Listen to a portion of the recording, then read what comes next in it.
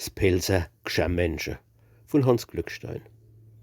Gschär, ihr Leut kaufen schöne Teller für die Kisch und für de Keller, für die Wick und Sauerkraut, für die Mama und die Braut, für die herzgebobbelte, häsgeliebte, gesträfte, glatte, ungerippte.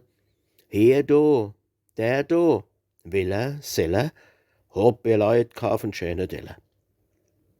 Gschär, ihr Leut kaufen schöne Schissle für die Ketsche und die Lissle, für de Friors Kopfsalat, für de Brote samt Spinat.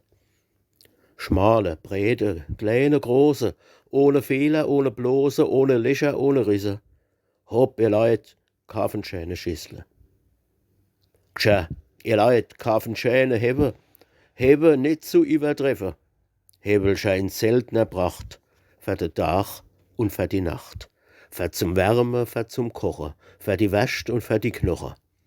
Söhn und Töchter, Nichte, Neffe, hopp ihr Leut, kaufen schöne Hebe.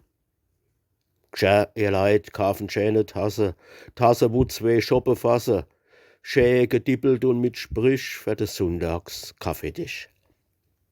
Tasse für Geburtstagsgeschenke, de Schnörres drin zu schwenken, wo für jedes Mundstück passen. Hopp, ihr Leut, kaufen schöne Tasse. Gschär, ihr Leut, kaufen schöne Tippscher, machen ke Bosse und ke Wippscher, euer Zeug ist doch kaputt, hat kein Henkel und ke Zott. Holen euch Suppeschissle, Kanne, Mostkrieg oder Erdne Ponne, machen ke Dings und ke Geblä. Weibsleut, kaufen euch neues Gschär.